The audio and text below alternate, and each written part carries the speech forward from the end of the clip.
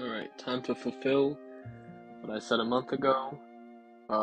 So I finally finished playing through Phantom Hourglass about a couple weeks ago. Just took me a while to actually get to making the recording, but I'm doing it, so, um, this game is probably one of my most anticipated games for me to get my hands on for a good while. For a couple of reasons. The first off, which is I'm just a big Zelda fan in general, and so basically any Zelda game is a treat for me, but more so in particular with this game than anything else is because it is a sequel to not only my favorite Zelda game, which is the Wind Waker, but also the sequel to my fourth favorite game ever, which is also the Wind Waker.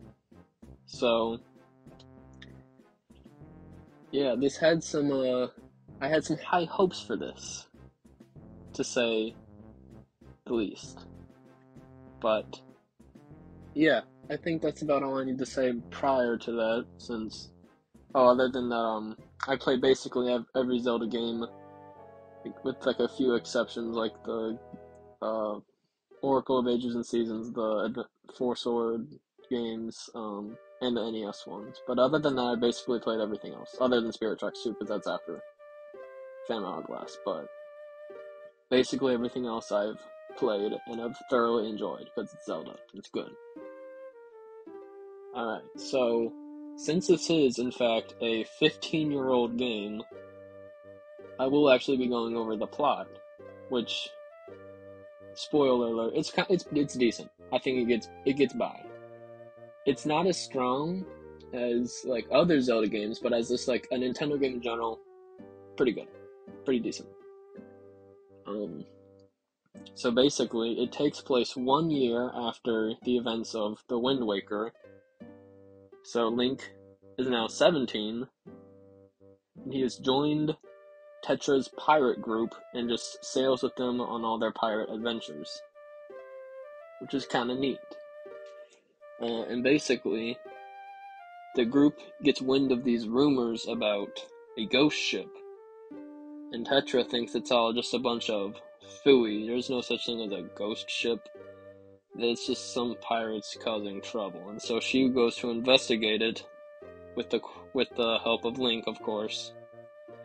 And things go south incredibly fast as Tetra/Zelda is captured, and Link is thrown off the boat and is separated from the rest of the pirate group. And then Link washes up on some random shore of an island where he meets some people, and one of them offers to help Link by sending his fairy with him to guide him around, since he is unfamiliar with these new places.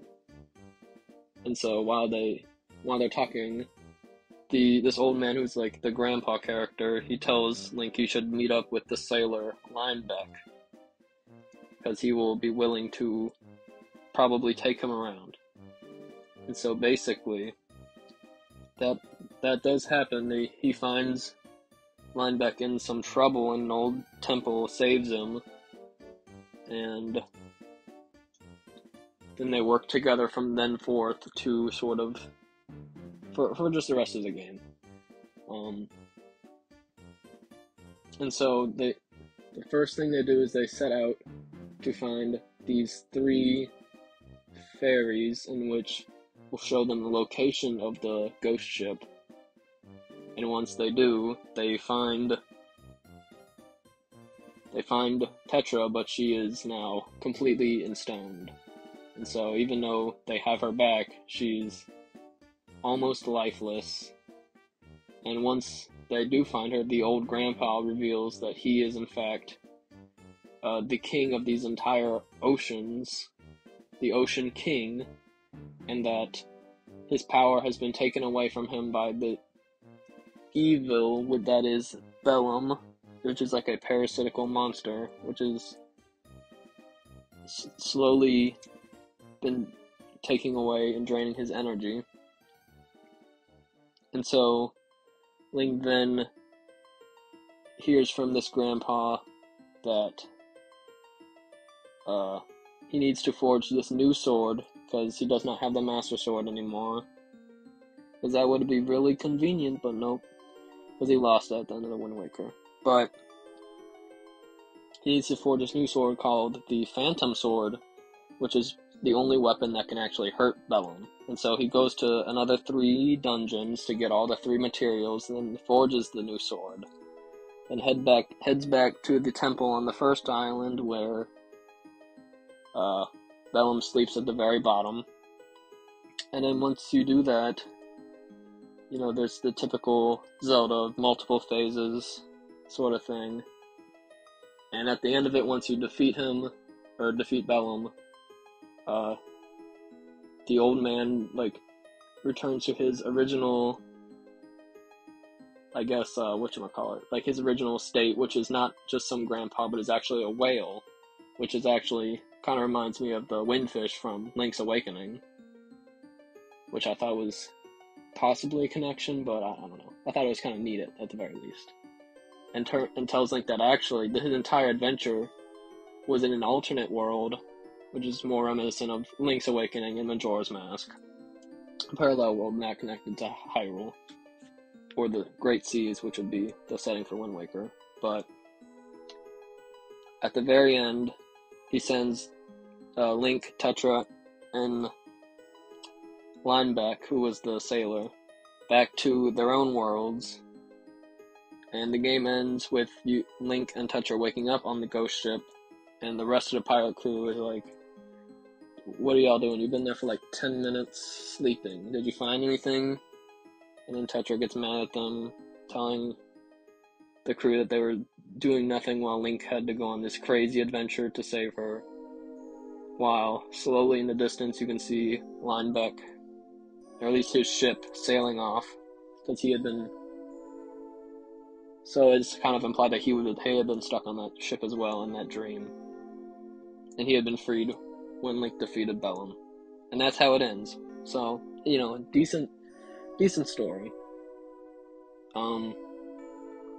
But I probably took way too long just talking about the story, so I'm just gonna go straight to the actual game content, you know, the actual stuff people care about. So here are the things I liked.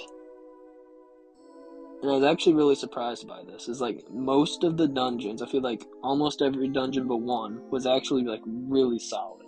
Like for a Zelda dungeon, it was just really well thought out, very creative and like engaging. I wasn't like bored of it, or bored or angry at it, like certain other infamous Zelda dungeons, which shall not be named. Other cool things, you have these new items like, well, they're not, well, I mean, there are some new ones, but they're used in new ways, which is the thing that really got me. Like the hammer from Wind Waker returns, except it's not a skull hammer, it's just a regular hammer. But instead of just swinging it wherever Link is, like the stylus will like float over and hit whatever it is, so you can go like, your range is increased from just wherever Link is, which is neat.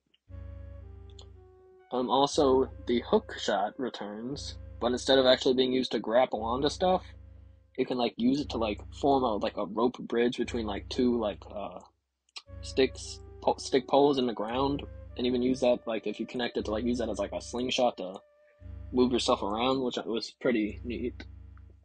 Another cool thing, I feel like every boss in this game was actually really fun.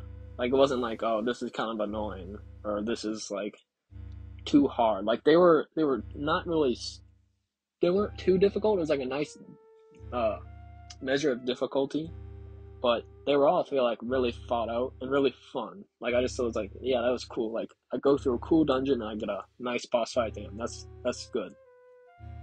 And, besides the, recycled music from Wind Waker, which has been, compressed, the new music is actually pretty good. I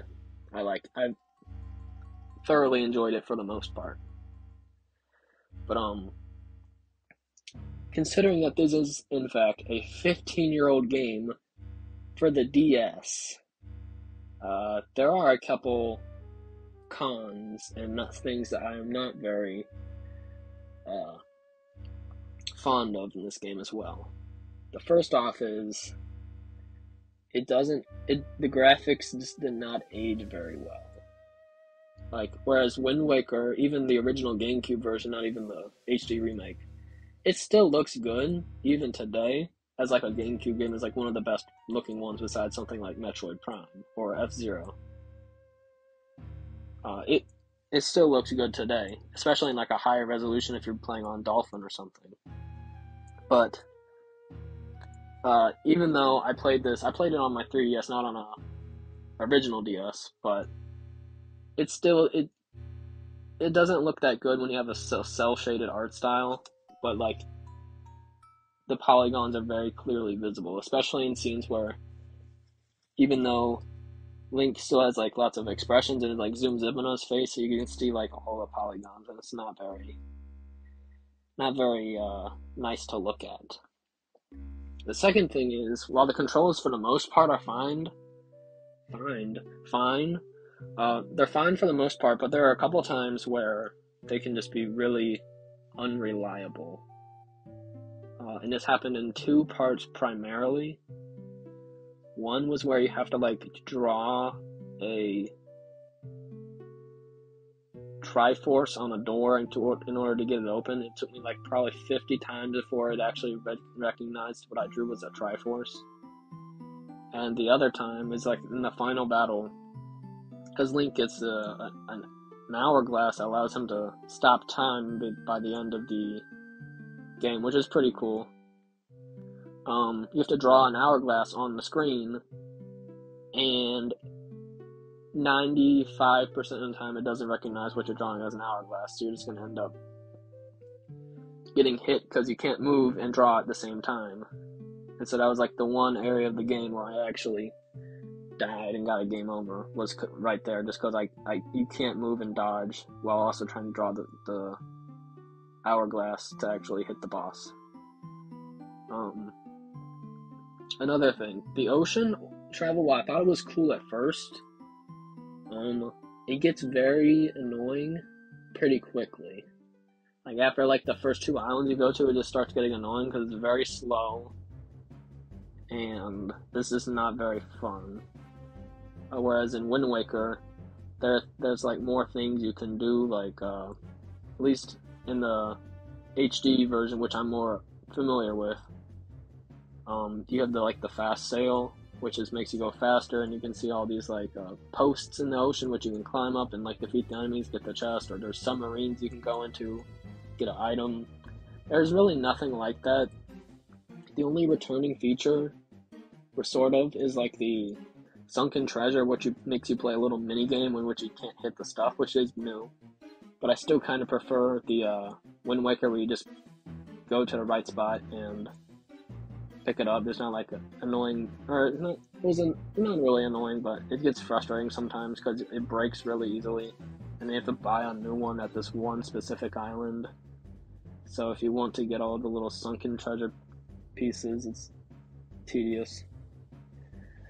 And also, there will be times where there are like 5 enemies like chasing you at the same time, and you can only shoot one of them at a time, and some of them have more than 1 HP, so it'll take more than 1 cannon shot to kill them, and they'll just be constantly attacking you, and there's really nothing you can do to not die. It just feels kind of cheap and annoying.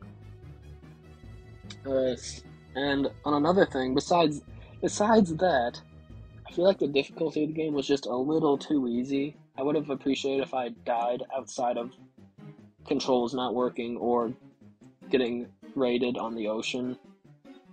But I mean, like most Zelda games, you generally will die at least a couple times. Like, I know that happened a lot to me in Breath of the Wild, but that's also part of the beauty of Breath of the Wild, is like the pacing of like and difficulty increases with where you go. And I feel like I died a little bit more in Twilight Princess as well, but that's just because I feel like even that I was more targeted for a more mature audience because that was a T-rated game, so they felt like it was a thing that they could do to make it more difficult, which I was fine with because I feel like that's a pretty good balance between difficulty and yeah. So overall, this did not live up to being the successor to my favorite, or not my favorite, my fourth favorite game of all time and my favorite Zelda game of all time.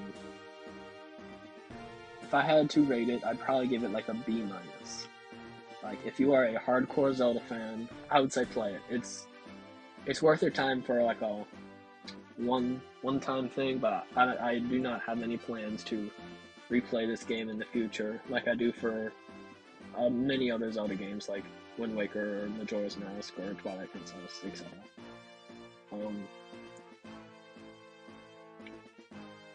But I had been thinking that if the Zelda team did in fact continue the Wind Waker style like they did with Majora's Mask, like I've heard from an interview, instead of going to Twilight Princess, this may have been a very good, it may have been like excellent, maybe even better than the Wind Waker.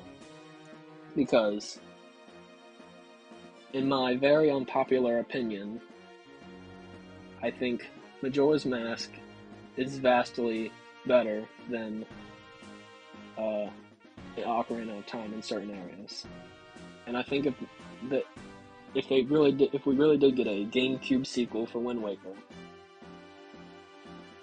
and it from what they said, it was actually going to be like more similar to the how Spirit Tracks is, where it's not on the ocean anymore, because they said that Link was originally going to be riding on a horse from the interview I listened to. I think that we could have gotten something really good, but as it is now, it was fun. Never really going to return to it though, but I had a good time. And, you know, if that's really all I look for in a game, is did I actually enjoy playing it? And I would say yeah, I did. Just, I don't think I would enjoy playing it a second time, but yeah. Alright, let me know if you thought that this was cool, if you think you might end up picking it up from eBay or emulating it, I don't know. Any feedback at all, because I'm mainly just doing this now for practice, for speaking. But yeah, alright, thank you. Thanks for listening.